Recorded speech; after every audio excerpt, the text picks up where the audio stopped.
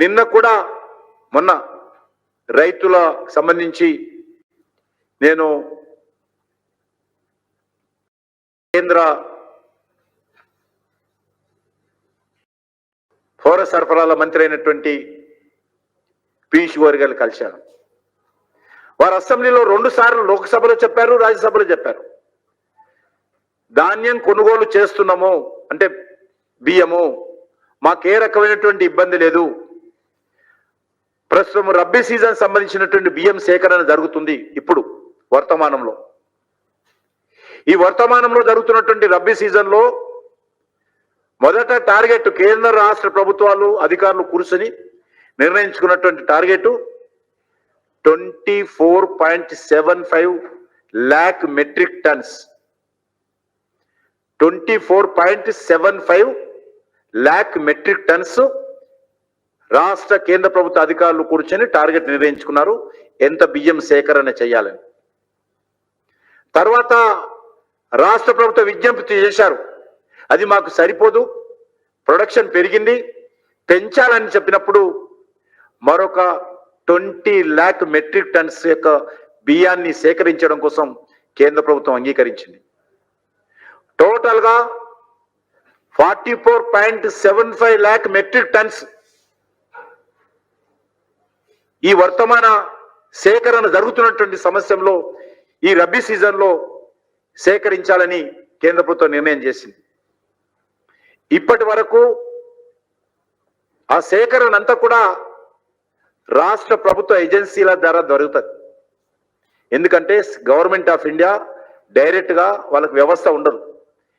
ఏ రైతు ఎంత పండించాడు, ఏ రైతు దగ్గర ఎంత తీసుకోవాలి, అది వరి పంట వేశాడా వేయలేదా, అదంతా కూడా టోటల్గా రాష్ట్ర ప్రభుత్వ ఆధీనంలో ఉంటుంది. కేంద్ర ప్రభుత్వానికి వ్యవస్థ ఉండదు. కానీ మొత్తం కొనుగోలు కేంద్ర ప్రభుత్వం చేస్తుంది. స్టేట్ గవర్నమెంట్ ఏజెన్సీస్ ఆ కొనుగోలులో కీలక పాత్ర పోషించి రైతులకు ఎఫ్సిఐకి మధ్యలో స్టేట్ గవర్నమెంట్ ఏజెన్సీస్ ఉంటాయి. ఇప్పటి వరకు ఎఫ్సిఐ 30.50 lakh metric tons 30.50 అంటే 50 lakh metric tons యొక్క బియ్యాన్ని ఎఫ్సిఐకి ఇచ్చింది. టార్గెట్ అది 44.75 metric lakh tons ఉంటే ఇంతవరకు ఇచ్చింది 30.50 మాత్రమే. ఇంకా 14.25 lakh metric tons బియ్యము ఎఫ్సిఐకి రాష్ట్ర ప్రభుత్వం ఇవ్వాలి రైతుల దగ్గర తీసుకొని. ఎందుకు ఇంత ఆలస్యం అవుతుందో రైతులకు రాష్ట్ర ప్రభుత్వం చెప్పాలా. ఈరోజు గవర్నమెంట్ ఆఫ్ ఇండియా నిర్ణయించినటువంటి టార్గెట్ని, అంటే ఇద్దరు కలిసి నిర్ణయించినటువంటి టార్గెట్ 24, పెంచిన టార్గెట్ 44, ఇచ్చింది 30.50, ఇంకా ఇవ్వాల్సింది 14.25 lakh metric tons. ఇప్పటికీ రైతులు బియ్యాల దగ్గర, రైతు కళ్ళాల దగ్గర ధాన్యం పెట్టుకొని బాధపడతా ఉన్నారు. ముందు దాని మీద దృష్టి పెట్టాల్సినటువంటి మంత్రులు, రాష్ట్ర ప్రభుత్వము, ముఖ్యమంత్రి గారు ఢిల్లీ చుట్టూ, ఇందిరా పార్క్ చుట్టూ తిరుగుతా ఉన్నారు. బీజేపీని విమర్శించేటువంటి ఏదైతే సమయం వెచ్చిస్తున్నారో ఆ సమయాన్ని రైతులకు మేలు జరిగే విధంగా వెచ్చించండి. రైతుల దగ్గర ధాన్యాన్ని కొనుగోలు చేయండి.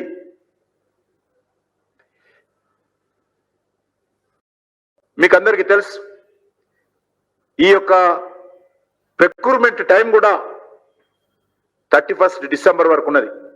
ఈ లోపల పూర్తి కావాలి. అది కూడా మనం చేస్తా ఉన్నాం రైతులకు. మళ్ళీ దీని మీద కూడా చర్చ చేస్తారు. 35 డిసెంబర్ లోపల ఇవ్వండి. ఇంకా ఎవరైనా మిగిలిపోతే కూడా 35 డిసెంబర్ లోపల ఈ 44 lakh metric tons కేంద్ర ప్రభుత్వ కేంద్రానికి రాష్ట్రం ఇవ్వలేకపోతే ఇంకా ఎక్స్టెండ్ చేయడానికి కూడా కేంద్ర ప్రభుత్వం సిద్ధంగా ఉంది. అది నేను ప్రయత్నం చేస్తాను. నిన్నటికి సమయం అయిపోయింది, ప్రొక్యూర్మెంట్ కాలేదు అనే విధంగా మాట్లాడాం. Time extended up to 31st December. If it is necessary, we are going to extend some more time for procurement of rice at FCI centers.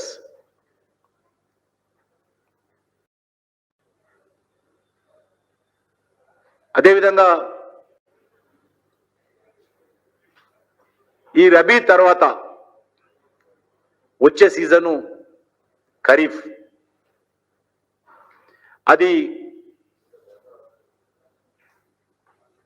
వచ్చే జనవరి ఇది పూర్తయిపోతే వెంటనే ఈ రబీ సీజన్ సంబంధించినటువంటి కొనుగోళ్లు FCI చేయడానికి సిద్ధంగా ఉంది. జనరల్ గా 15th సంక్రాంతి తర్వాత ఈ యొక్క రబీ సీజన్ సంబంధించినటువంటి బియ్యం కొనుగోళ్లు FCI ప్రారంభిస్తుంది సంక్రాంతి తర్వాత. ఈ సంక్రాంతి లోపల పోయిన రబీ పూర్తయిపోవాలి. ఈ ఖరీఫ్ సీజన్ సంబంధించి ఈ యొక్క బియ్యం కొనుగోలు ప్రారంభిస్తుంది. ఖరీఫ్ సీజన్ సంబంధించి బియ్యం కొనుగోలు సంక్రాంతి ద్వారా ప్రారంభించి 31st July వరకు వాళ్ళ టార్గెట్ ఉంటుంది. జనరల్ గా దేశవ్యాప్తంగా ఉన్నటువంటి టార్గెట్ 15th January నుంచి 31st July వరకు వచ్చే ఖరీఫ్ సీజన్ బియ్యాన్ని 2021-2022కు సంబంధించినటువంటి సీజన్ బియ్యాన్ని సేకరిస్తుంది. దాంట్లో కూడా కేంద్ర ప్రభుత్వం ఇప్పటి వరకు 40 lakh మెట్రిక్ టన్స్ టార్గెట్ పెట్టుకున్నది. ఇందులో ఇంతవరకు అది ప్రారంభం కాలేదు. ఆ తర్వాత కూడా మీకు అందరూ తెలుసు, లాస్ట్ ఇయర్ ఖరీఫ్, ఇప్పుడు ఖరీఫ్ ఏదైతే నేను చెప్పానో ఈ వచ్చే జనవరి నుంచి జూలై 31st అయితే ఖరీఫ్ ఉంటుందో అది 40 lakh మెట్రిక్ టన్స్ కేంద్ర ప్రభుత్వం ఇప్పటికి టార్గెట్ పెట్టుకున్నది. మేము కొనుగోలు చేస్తాలేమో మొత్తం మూసేశామని చెప్తా ఉన్నారు. తప్పది. ఖరీఫ్ లో కూడా 40 lakh మెట్రిక్ టన్స్ కొనుగోలు చేస్తాం. లాస్ట్ ఇయర్ ఇదే ఖరీఫ్ చూసుకున్నట్టయితే లాస్ట్ ఇయర్ జనవరిలో, అంటే ఇప్పుడు లాస్ట్ ఇయర్ ఖరీఫ్ లో టార్గెట్ ఎంత ఉండిందంటే టోటల్ గా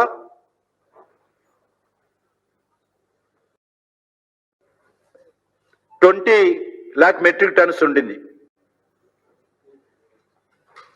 ఈసారి దాన్ని పెంచే విషయాన్ని ప్రయత్నం చేయడం జరిగింది. చివరకు 32.71 lakhs మాత్రమే లాస్ట్ ఇయర్ సేకరణ చేశాం. లాస్ట్ ఇయర్ టార్గెట్ ను మించి కూడా 32.71 lakhs లాస్ట్ ఇయర్ ఈ ఖరీఫ్ సంబంధించినటువంటి బియ్యం సేకరణ చేశాం. ఈసారి పెంచాం కూడా కోట, ప్రాబ్లం లేదు ఎక్కడ కూడా.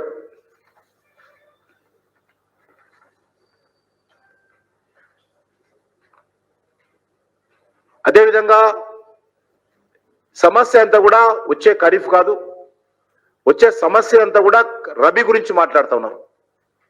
ఇప్పటి వరకు కూడా దేశంలో రబీ గురించి ఏ రకమైనటువంటి యాక్షన్ ప్లాన్ నిర్మాణం కాలేదు. అది వచ్చే సంవత్సరం ఏప్రిల్ జూన్లో అది ప్రొక్యూర్మెంట్ సేకరణ అయ్యే అవకాశం ఉంది. టార్గెట్ ఇంకా ఏ స్టేట్ కూడా ఇవ్వలేదు. మన స్టేటే కాదు, ఏ స్టేట్ కూడా వచ్చే రబీ గురించి ఇంతవరకు ఇవ్వలేదు. 21-22 రబీ అంటారు, దానికి ఇవ్వలేదు. అన్ని రాష్ట్రాలతో పాటు తెలంగాణ రాష్ట్రాన్ని కూడా రబీలో కొనుగోలు చేసేటువంటి బియ్యం గురించి ఇస్తారు. సమస్య అంతా కూడా ఈరోజు బాయిల్ రైస్ విషయమే. కాబట్టి బాయిల్ రైస్ ఇప్పుడు కేంద్ర ప్రభుత్వం దగ్గర మన యొక్క పరిసర ప్రాంతాల్లోనే తెలంగాణలో అక్కడిక్కడనే 21 లక్షల మెట్రిక్ టన్నుల బియ్యం ఉన్నది తెలంగాణ రీజన్లో ఉన్నటువంటి FCI దగ్గర. ఇవి బియ్యం ఎందుకు ఇంత పెరిగిపోయాయంటే అవి 2-3 రాష్ట్రాలు మాత్రమే ఆ యొక్క బియ్యాన్ని ఉపయోగిస్తారు. బాయిల్ రైస్ తెలంగాణలో ఒక కుటుంబం కూడా తినదు. మనం ఇచ్చేటువంటి రూపాయి కేజీ బియ్యం ఏ కుటుంబాన్ని కూడా బాయిల్ రైస్ ఇవ్వము, ఎవరు తీసుకోరు. ఏ హాస్టల్లో మనం వాడేటువంటి బియ్యం కూడా బాయిల్ రైస్ వాడం. మనం వాడుతున్నటువంటి 2-3 రాష్ట్రాలు వాళ్ళు సొంతంగా వాళ్ళు సెల్ఫ్ సఫిషియెంట్ అయిపోయారు. అది తమిళనాడు కొంత పార్ట్ వాడతారు, కేరళ వాడతారు, వెస్ట్ బెంగాల్, కొంత పార్ట్ బీహార్, కొన్ని జిల్లాలు. అన్ని జిల్లాలలో కూడా ఆహారం తీసుకున్నటువంటి జీవన విధానంలో మార్పులు వచ్చాయి. బాయిల్డ్ రైస్ బదులు రా రైస్ వాడే విధంగా వాళ్ళలో మార్పులు వచ్చాయి. నెంబర్ 1. నెంబర్ 2, వాళ్ళు కూడా బియ్యము సెల్ఫ్ సఫిషియెంట్ ప్రొడక్షన్ వాళ్ళు కూడా పెరిగింది. నెంబర్ 2. నెంబర్ 3, ఈరోజు మన తెలంగాణ, ఒరిస్సా, ఛత్తీస్గఢ్ మనము రైస్ ప్రొడక్షన్ లో ఎక్సెస్ ప్రొడక్షన్ మన దగ్గర ఉంటుంది.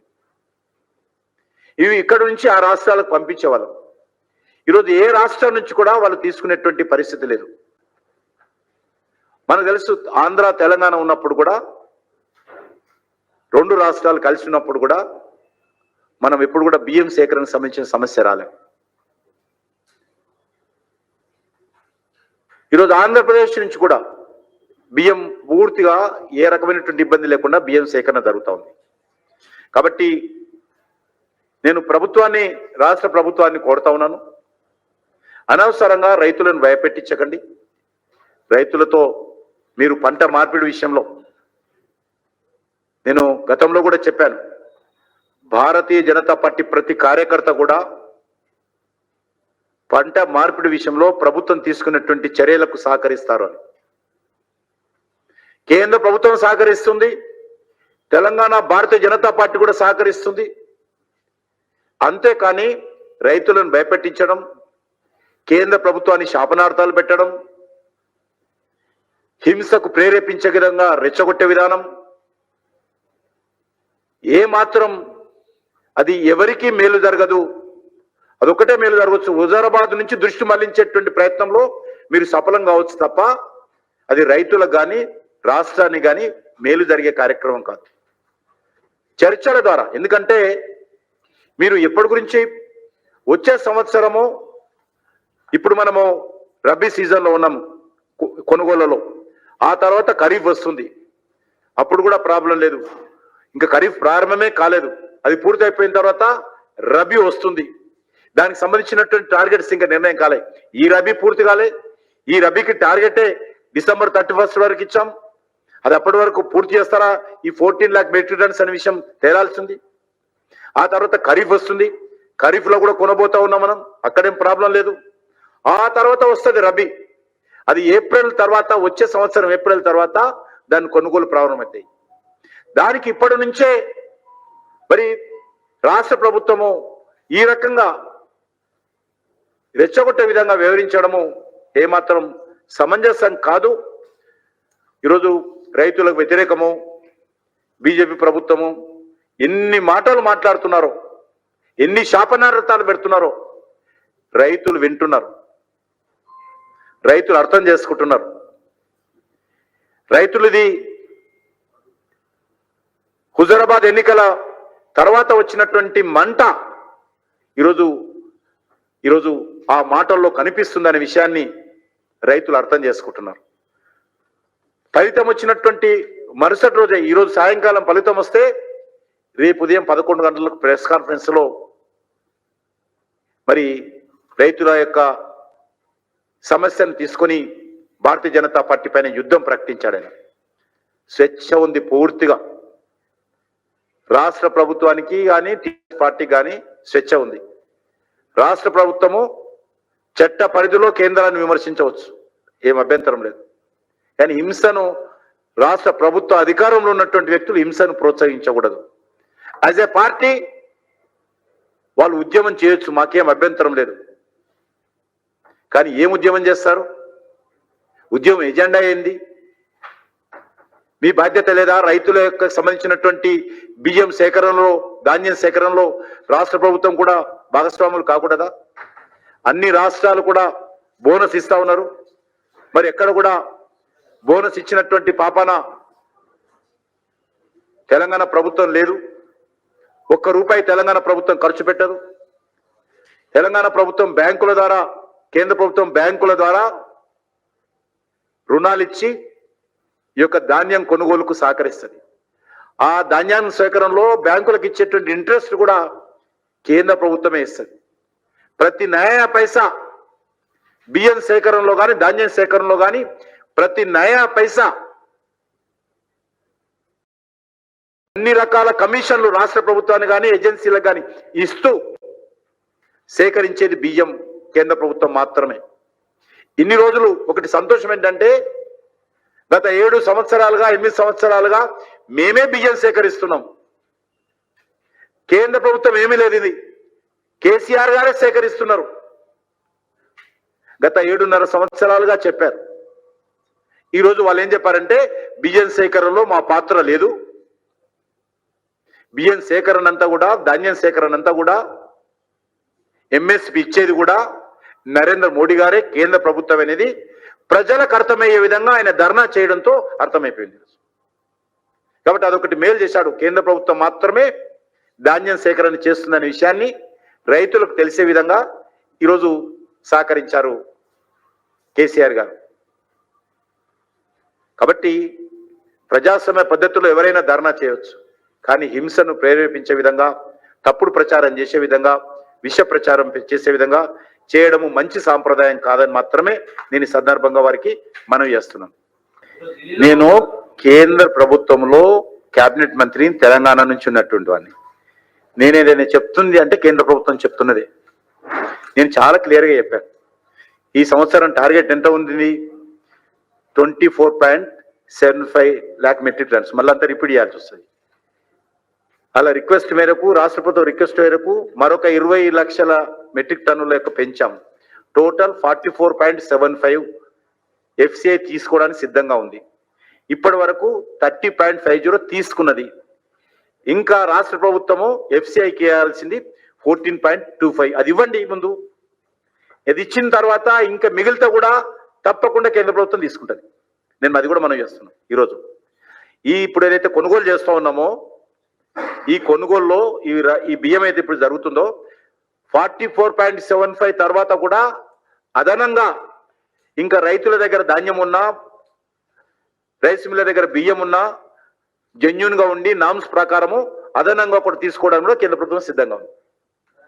As a government of India cabinet minister నేను చెప్తాను.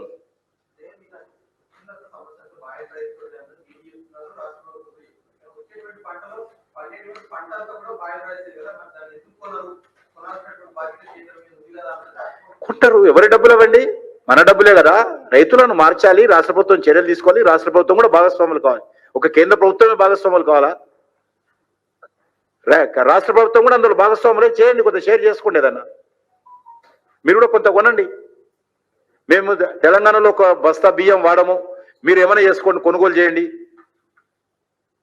కాబట్టి ఒకటే దానికి కావాల్సింది ఏంటంటే, నేను ఈరోజు కూడా మరి ఇక్కడ హైదరాబాద్లో అదృష్టవశాత్తు Indian institute of rice research centre ఉంది. ఇక్కడ Indian institute of rice research centre, అక్కడ ఉన్నటువంటి అధికారులతో కూడా మాట్లాడాను. దాంట్లో కొన్ని రకాల విత్తనాలు మార్చే విధంగా చర్యలు తీసుకోవాలి, వాళ్ళు కూడా పరిశోధన చేయాలని కేంద్ర ప్రభుత్వం ఆదేశించింది ఇటీవలని. ఈ పరిస్థితి వచ్చిన తర్వాత గత 2 నెలల క్రితమే ఈ చర్చ జరుగుతున్న నేపథ్యంలో మేము ఆదేశించాము. ప్రత్యామ్నాయ సీడు ఏదైతే వరి పాడి సీడ్ ఉంటుందో అది ఇప్పుడు ఉన్నటువంటిది 150 రోజుల క్రాప్. అది దాని కారణంగా మరి కొంత రైతులకు ఇబ్బంది జరుగుతోంది. తక్కువ సమయంలో ఎక్కువ క్రాప్ వచ్చేటువంటి సీడు సంబంధించినటువంటి చర్యలు వాళ్ళు కూడా తీసుకుంటున్నారు. అది అందరం కలిసి చర్చించాల్సినటువంటి విషయం. సాధ్యమైనంత వరకు ఇప్పుడు ఆంధ్రలో ఈ యొక్క కోతలు కాగానే వెంటనే సాగు చేస్తారు, మధ్యలో గ్యాప్ ఇవ్వరు. దాని కారణంగా వాళ్ళు ఫిబ్రవరి మార్చి లోపల పంట చేతికి వస్తుంది, ధాన్యం నష్టపోదు, గింజలు కావు బియ్యం. మనం చాలా లేట్ చేస్తున్నాం, మే వరకు వెళ్తున్నాయి కొన్ని పంటలు. దాంతో మే వెళ్ళడంతో కొంత బియ్యం వచ్చేటువంటి అవకాశం ఉంది. కొన్ని టెక్నికల్ విషయాలు తీసుకొని సీడ్ విషయంలో కావచ్చు, సీజన్లో ముందేసే విషయంలో కావచ్చు, లేకపోతే రైస్ మిల్లలో ఎక్విప్మెంట్ మార్చే విషయంలో కావచ్చు. ఈరోజు రైస్ మిల్స్ అన్ని కూడా ఈరోజు ఈ యొక్క బాయిల్డ్ రైస్కు సంబంధించిన రైస్ మిల్స్ ఉన్నాయి, అవి ఎక్విప్మెంట్ మార్చాలి. అదొక పెద్ద సమస్య. అది కూడా కప్పిపుచ్చేటువంటి ప్రయత్నం చేస్తా ఉన్నది రాష్ట్ర ప్రభుత్వం. నేను అడుగుతా ఉన్నాను, రైతులు పూర్తిగా రా రైస్ పండించేటువంటి విధంగా ధాన్యాన్ని తయారు చేస్తే ఆ ధాన్యాన్ని ఆడించేటువంటి రైస్ మిల్లుల వ్యవస్థ మన దగ్గర ఉందా? ఆలోచన చేయాల్సి అవసరం. అది కూడా లేదు. కాబట్టి రైస్ మిల్లుల సమస్య ఉంది, రైతులు వాడేటువంటి సీడ్ సమస్య ఉంది, రైతులు కొంత ముందుగా సాగు చేసేటువంటి విధానం ఉంది. ఏమనంటే కిషన్ రెడ్డికి వ్యవసాయం ఏం తెలుసు, ముఖ్యమంత్రి గారు అంటారు ఆయనకి వ్యవసాయం ఏం తెలుసు. నేను చిన్నప్పటి నుంచి మట్టిలో పుట్టాను, మట్టిలో పెరిగాను. నేను హైదరాబాద్లో చదివినా. నేను వ్యవసాయం వరి పంటకు నాగలి కట్టాను, మా చేన్లలో అన్ని రకాల కలుపు తీసే కార్యక్రమాలు కొనసాగించాను. కాబట్టి అంబలి తాగాను. నేను చిన్నవాడినైనా నాకు కొంత గ్రామీణ ప్రాంతాల్లో పుట్టినటువంటి వాడిని. కాబట్టి నాకు వ్యవసాయం తెలియదు అనుకోవడము. నేను కూడా నాగలి కడతా, కేసీఆర్ కూడా రమ్మనండి. ఎవరు స్టేట్గా చేస్తారో, ఎవరు సరిగ్గా కొడతారో నేను సిద్ధంగా ఉన్నదని. నేను నాగలి కడతా, ఆయన కట్టమనండి. ఆయన 1 కిలోమీటరు 2 గంటలు నాగలి కొట్టమని నాతో పాటు, నేను 2 గంటలు నేను కూడా చేస్తాను. కాబట్టి ఏదొస్తే అది మాట్లాడకూడదు.